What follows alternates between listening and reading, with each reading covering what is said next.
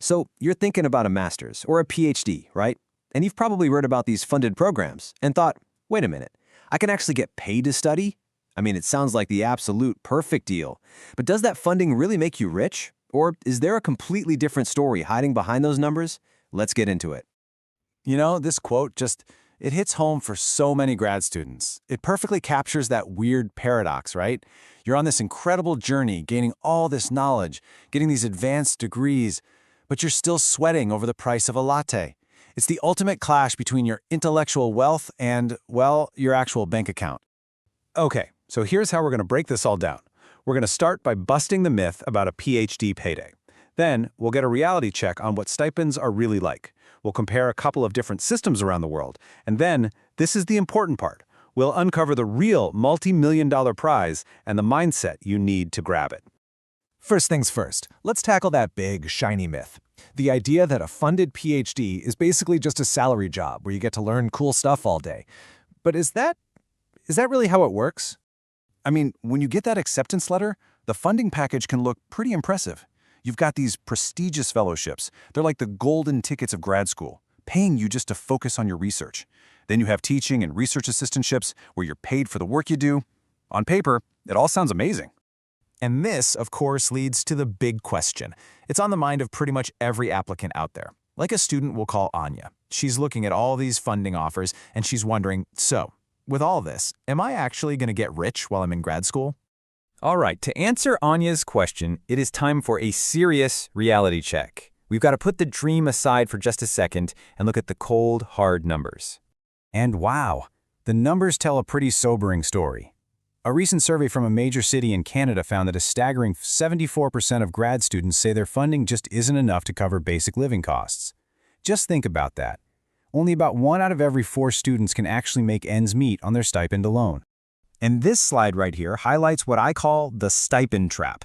It's so easy to just focus on the big number, but a $43,000 stipend at an expensive city like Chicago can have the exact same buying power as a $36,000 one in a more affordable place like Houston. It's not about the number itself. It's about what that money can actually do for you where you live. And then there's the biggest hidden cost of all, opportunity cost. Every single year you're in grad school is a year you are not out in the workforce earning a full-time salary, getting promotions, or building up your retirement savings. That lost income, that lost career momentum, it can easily add up to hundreds of thousands of dollars over the 5 or 6 years of your program. Now, this whole financial picture can change, like a lot, depending on where in the world you decide to study.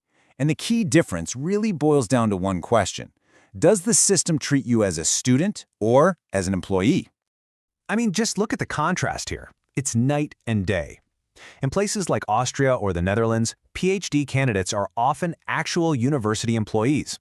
We're talking real salaries, social benefits, even paid holidays. Now, compare that to the US and the UK, where you are typically considered a student who's just living on a much, much smaller stipend. Okay, I know what you might be thinking. This all sounds a little bleak. The stipend isn't enough, there's opportunity cost. But this is where we need to completely flip the script, because the short-term stipend was never the goal. The real goal is the massive long-term payoff that comes after you graduate. So let's just set a baseline, okay? In a research-heavy field, somebody with a bachelor's degree might earn, on average, around $3.8 million over their entire career, which, hey, that's a fantastic living.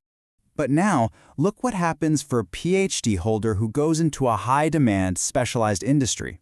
Their potential lifetime earnings can skyrocket to over $7 million. The ceiling just gets so much higher.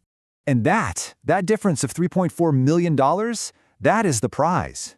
That's the real wealth you're building in grad school. So you see, you're not just living on a stipend. You're making a calculated short-term investment to build a multi-million-dollar asset for yourself, your degree. So, if we know the stipend is just for survival, not for building wealth, how should you approach grad school? Well, it all comes down to adopting a strategic, long-term mindset right from day one. This has to be your new focus. The real prize is the degree and the career that comes with it. The stipend? That's just a tool to help you survive long enough to get there. So when you're choosing a program, the single most important question is, Does this stipend, in this city, give me enough breathing room to focus on my research and finish on time? Because graduating is the only thing that unlocks that long-term prize. And this quote just sums it all up perfectly. Having your basic needs met during your PhD isn't some kind of luxury. It's a strategic necessity. It's what allows you to be a good student, to finish your research on time, and to ultimately land that high-paying job that delivers the real financial return on your investment. So at the end of the day, grad school isn't a shortcut to getting rich now. It's better to think of it as a temporary strategic pay cut, an investment you make in yourself in exchange for a ticket to a much, much higher lifetime earning potential.